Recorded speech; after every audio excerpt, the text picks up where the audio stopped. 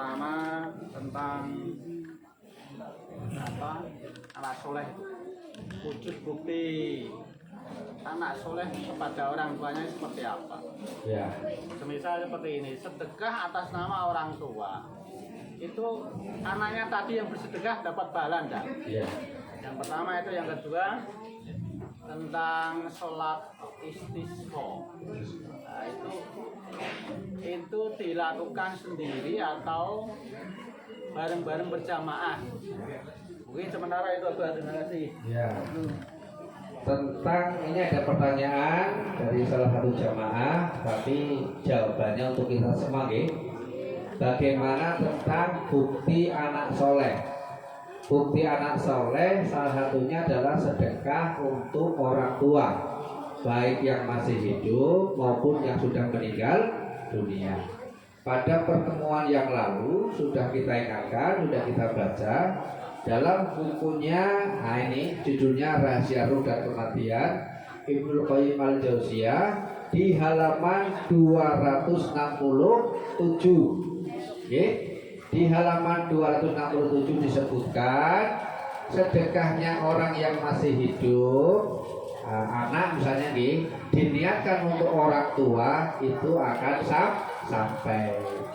Dan anaknya yang sedekah dia mendapatkan pahala sedekah. Orang tua yang mendidik anaknya dia menjadi anak yang soleh, sampai dia mau bersedekah, dia mau mendoakan, dia mau taat beragama, insya Allah dia juga dapat nilai sedekah yang diniatkan untuk dirinya dan dapat pahala karena telah mencetak, telah mendidik menjadi anak yang soleh. Maka dipersiapkan, dididik dengan baik, alhamdulillah. Mudah-mudahan putra putri panjenengan semua, putra putri kita semua menjadi anak yang soleh. Amin Allahumma amin.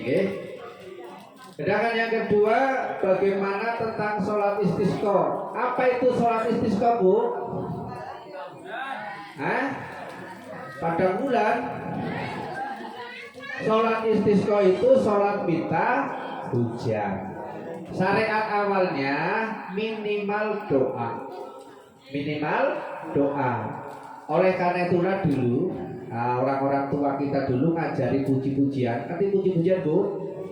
Karena saya kira ada puji-pujian. Biyen wong tuane awake dhewe ngajari puji-pujian itu musiman. Ketika Ramadan, la ilaha illallah, pujiannya seperti itu. Ketika bulan Maulid, puji-pujiannya sholawatan. Ketika musim kemarau kayak gini, puji-pujiannya doa minta hujan. Allahumma askina hoesa muhisa wala tajalna minal qanitin. Itu biar cilik-cilikannya Abah nek musim kemarau puji-pujiannya seperti itu, sambil puji-pujian sambil doa minta hujan. Bagaimana tata cara kita sholat istisqa? Yang pertama, ini syariat lengkapnya nggih. Tata cara sholat istisqa itu disunahkan kita berpuasa 3 hari. Jadi orang pawang hujan tok arep mindhake udan poso sih. Jadi pawang terang. Nah, ini perlu pawang terang ini. Pawang terang nek donga njaluk udan kuwi puasa sih 3 dina. Bar puasa 3 dina kabeh wong tuwa nom lanang wadon, bocah cilik bocah tuwa, edan sudah tua. Kabeh kon metu maring lapang untuk sholat berjamaah. Sholat sendiri boleh, tapi bagusnya berjamaah. Nah, ketika berjamaah seperti sholat hari raya Idul Adha maupun Idul Fitri, semuanya dihadirkan walaupun tidak sholat. Apa bedanya sholat istisqa dengan sholat Idul Adha Idul Fitri? Kalau Idul Adha Idul Fitri hanya orangnya yang dihadirkan. Tapi kalau sholat istisqa yang hadir termasuk semua jenis binatang ternak dihadirkan. Wah, kurang rungu ya. Jadi sholat gawa wedhus, sholat gawa sapi, gowo ayam, gowo pitik, gowo kucing, nyun sewu. Sing penting orang nyekel, sing biasa dipiara umat-umat. Karena najisnya demek, kalau demek ya orang najis, kan gitu. Ibaratnya, tapi ya orang umum nek gowo asu. Ya umumnya binatang ternak sing halal dimakan. Binatang-binatang itu dicancang di sekitar area untuk sholat. Kenapa? Karena binatang pun berdoa minta hujan. Jangan-jangan doanya lebih makbul binatang dari awake dhewe. Jadi ngasih tua-tua, halo, mak-mak tua, masih ingat kisah nenek tua dan ikan gabus? Aduh, pelajaran bahasa Indonesia. Wah, ini harus yang era 70-an ini. Di bahasa Indonesia itu ada dulu pelajaran sejarah Hira. Nenek tua yang minta ketika dia mencari kayu bakar ke hutan. Di hutan itu ada ya semacam rawa kecil. Di rawa kecil itu kesatan banyu. Rawanya sat banyu, ikan gabusnya podo metu. Karena ikan gabusnya metu, nenek tua itu alhamdulillah dapat rezeki nompok. Entuk iwak gabus oke. Begitu nenek tua ngambil tempat untuk ngambil ikan gabus, tiba-tiba ikannya berdoa, ya Allah minta hujan, ya Allah minta hujan. Akhirnya hujan turun sehingga rawanya kembali isi air. Nenek tua nek ora iso njupuk ikan gabus. Mendengar kisah ini, orang tua ini pulang. Sampai di rumah dia berdoa. Kalau tadi ikannya minta hujan, nenek tua yang miskin ini, ya Allah minta uang, ya Allah minta uang. Karena tonggone keberbegen, tonggone orang tahan dengan doa siang malam yang dipanjatkan oleh nenek tua ini kisah ya. Akhirnya ada satu tetangga yang usil, dia madai karo kreweng pecahan gede, dia madai karo, dia blekno. Ditibakno nang omahe, pakai tetuk tembus nang kamare. Tujuane tanggone nggo ben kapok. Jaluk duit kita kayak kreweng. Ternyata dalam kisah itu kreweng yang dijatuhkan, pecahan gede yang dijatuhkan berubah menjadi uang. Itu kisah minta hujan. Jadi ketika sholat istisqa minimal doa. Yang berdoa tuwa enom lanang itu sing ora salat pun dihalangan teko itu wong binatange kok digawa. Nah, kemudian setelah puasa 3 hari semuanya ke lapangan, kemudian sholat. Kok bedone sholat istisqa karo sholat Id? Kalau sholat Id setelah takbir Allahu Akbar, kemudian takbir rakaat pertama 7 kali bacanya apa? Subhanallah walhamdulillah wala ilaha illallah wallah. Tapi kalau sholat istisqa bacanya astagfirullahaladzim alladzi la ilaha illa huwal hayyul qayyum wa atubu ilaihi. Takbir lagi Allahu Akbar astagfirullahaladzim alladzi la ilaha illa huwal hayyul qayyum wa atubu ilaihi. Jadi rakaat pertama takbir 7, ada sih berpendapat takbirnya 9, tapi yang mampu yang banyak berpendapat takbirnya 7.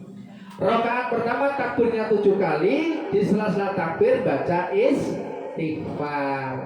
Kemudian pada rakaat kedua takbirnya 5 kali, di sela-sela takbir baca istighfar.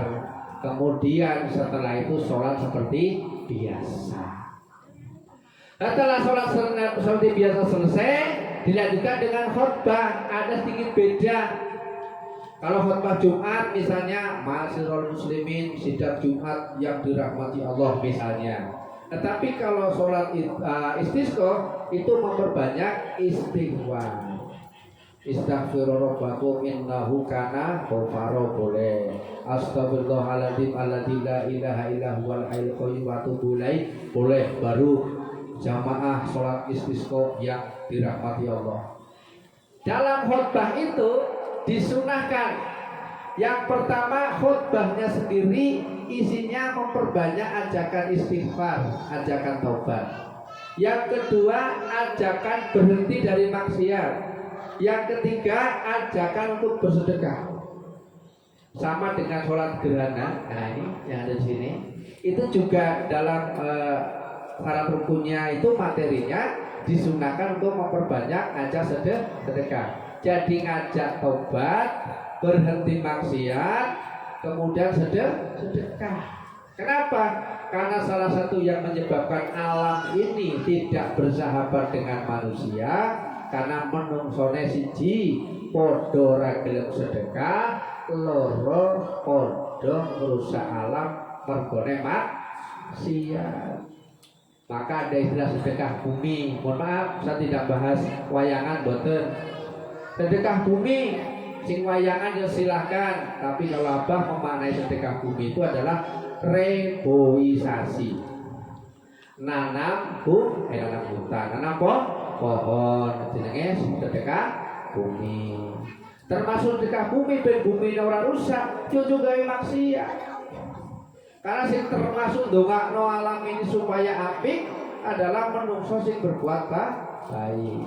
Nah, ketika khutbah pertama sudah sepertiga kira-kira mau selesai, misalnya khutbahnya standar 15 menit misalnya nggih.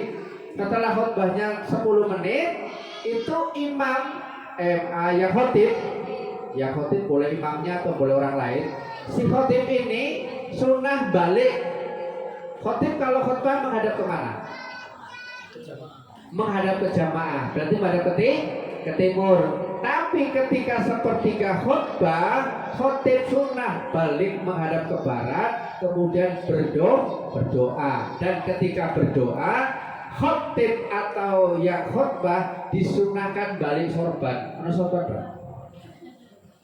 Balik sorban. Misalnya yang tadinya sorbannya di kanan, ini saja tadi, praktek no. Disunahkan balik sorban. Ini contoh nggih, aku baca niki sorban. Wah, sorbannya gede banget. Misalnya sorbannya seperti ini. Nah, ini sing depan ono niki, rumbe-rumbene. Dhuwur iki, ngarep iki. Dewali. Malike yang ini jadi di belakang, kemudian yang ini jadi di bawah. Itu seperti ini. Di balik sorbannya. Oke. Yang rombe ini depan, tadinya di depan pindah ke belakang, kemudian ini kan di atas, dibalik jadi di bawah. Jadi cuma baliknya seperti ini. Bagaimana Pak kalau tidak balik sorban? Rapopo, karena itu hanya bagian sunnah dalam khutbah. Jadi sholat istisqonya sendiri hukumnya sunnah. Ketika khutbah istisqa disunahkan untuk menyampaikan materi istighfar, ojo maksiat, ngajak sedekah. Oke. Kemudian sunnah berikutnya balik sorban. Jadi nek pas dengan orang gawa sorban, ya rapopo. Oke. Kemudian bedanya dengan sholat Idul Adha dan Idul Fitri, kalau Idul Adha, Idul Fitri itu disunahkan pakai pakaian yang terbaik. Sing duweni dhewe, ora kudu termahal, mboten. Ora kudu terbaru, wis sing apik, sing paling jenengan senengi lah. Nggih mboten. Dinggo, nek Idul Adha, Idul Fitri. Tapi nek salat istisqa disunahkan pakai pakaian sehari-hari. Dalam bahasa fikihnya pakai pakaian kerja. Jadi sing maring sawah, yo kon celana komprangan, salat pakai celana komprang. Sing biasa dasteran, yo tetep nganggo mukena gitu. Tetep nganggo mukena, tapi biasa nganggo daster. Sing biasa nukak ya Mbah Kumut, Mbah Firman dan nukak, yo nganggo klambi tukang. Sing penting nutup aurat. Disunahkan pakai pakaian kerja, pakai pakaian sehari-hari. Ben eling. Oh, nek suatu saat ono sholat istisqa iya. Abai tau ngajari nek sholat istisqa malah sunahe nganggo pakaian apa adanya. Jadi misalnya sing biasa nganggo baju koko ya baju koko. Sing biasanya kerjane mungkin olahraga trainingan misalnya begitu. Pakai pakaian kerja. Kenapa pakai pakaian kerja? Untuk buka keran rezeki. Maka itulah sebabnya yang dihadirkan bukan saja manusia, tapi yang dihadirkan termasuk binatang-binatang ternak yang kita miliki ikut dihadirkan. Binatang gue ora usah melu sholat, ora sampai nyolat mau binatangnya melu, ayo ya ruku ya, wah kalau ora sholat, pedus ruku, ya wedhuse dicancang nang pinggir, ayamnya dikurung, baru gue awake dhewe sing sholat, ayamnya juga ikut berdoa, maka insya Allah nanti dikabulkan. Nah, jadi kalau terang itu bukan kemudian beli ayam dibuang nang selokan, boten eman-eman ya. Ayamnya kayak baik-baik kita tak pangan enak. Tapi nek merasa kemarau ini sudah berkepanjangan, wis ora sebaiknya, ayo kita sama-sama sholat istisqa. Begitu nggih?